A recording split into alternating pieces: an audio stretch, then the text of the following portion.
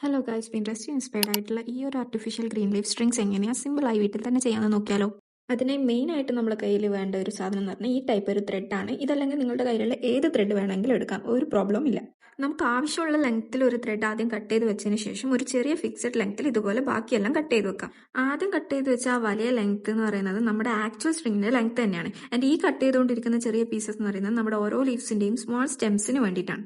Cutting ഒക്കെ കഴിഞ്ഞതിന് ശേഷം നമുക്ക് ഓരോ ചെറിയ പീസസും ഗ്രീൻ മാസ്കിംഗ് ടാപ്പ് ഉപയോഗിച്ച് വീഡിയോയിൽ കാണുന്നത് പോലെ കവർ ചെയ്തെടുക്കാം. ഇങ്ങനെ ചെയ്യുന്ന സമയത്ത് ഗ്രീൻ ടാപ്പ് നന്നായി ടൈറ്റ് ചെയ്തുകൊണ്ട് തന്നെ ചെയ്യാൻ നോക്കുക. കാരണം ഗ്രീൻ മാസ്കിംഗ് ടാപ്പ് അത്ര സ്റ്റിക്കി അല്ലാത്തതുകൊണ്ട് ടൈറ്റ് ആയിട്ട് ചെയ്തില്ലെങ്കിൽ അത് ലൂസായി പിന്നീട് അഴിഞ്ഞു പോകാൻ ചാൻസ് ഉണ്ട്.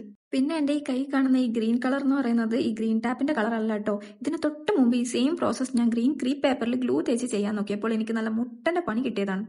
അപ്പോൾ ഇതാ ഞാൻ എനിക്ക് വേണ്ട അത്രയും ലീഫ് സ്റ്റെംസ് ഇവിടെ റെഡിയാക്കി എടുത്തിട്ടുണ്ട്. അപ്പോൾ ഇനി നമ്മുടെ പരിപാടി എന്താണെന്ന് വെച്ചാൽ ഇത് ഓരോന്നിൻ്റെ മേലേലും ലീവ്സ് പിടിപ്പിക്കലാണ്.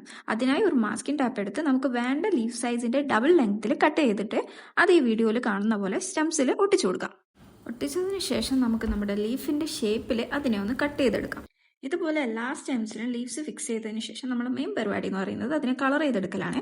നിങ്ങൾക്ക് നിങ്ങളുടെ ക്രിയേറ്റിവിറ്റി അനുസരിച്ച് അടിപൊളിയായിട്ട് ഓരോ ലീവ്സ് വേണമെങ്കിൽ റിയലിസ്റ്റിക് ആയിട്ടൊക്കെ കളർ ചെയ്യാം.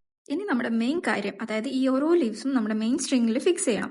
ഇവിടെയാണ് നിങ്ങൾ കുറച്ച് ശ്രദ്ധിക്കേണ്ടത്. കാരണം നേരത്തെ ഞാൻ പറഞ്ഞതുപോലെ ഗ്രീൻ മാസ്കിംഗ് ടാപ്പ് യൂസ് ചെയ്യുമ്പോൾ ടൈറ്റ് ആയിട്ട് കവർ ചെയ്യണം. അതോടൊപ്പം തന്നെ നമുക്ക് ഇവിടെ ഇടയ്ക്കിടയ്ക്ക് ഗ്യാപ്പ് ഇട്ടിട്ട് നമ്മുടെ കുറേ ലീവ്സ് ഉണ്ടല്ലോ, അതൊക്കെ അതിൻ്റെ കൂടെ ആഡ് ചെയ്യണമല്ലോ. അപ്പം മെയിൻ സ്ട്രിങ്ങിൻ്റെ കൂടെ അതും കൂടി ആഡ് ചെയ്ത് നന്നായി ടൈറ്റിൽ കവർ ചെയ്യാനും കൂടി ശ്രദ്ധിക്കണം.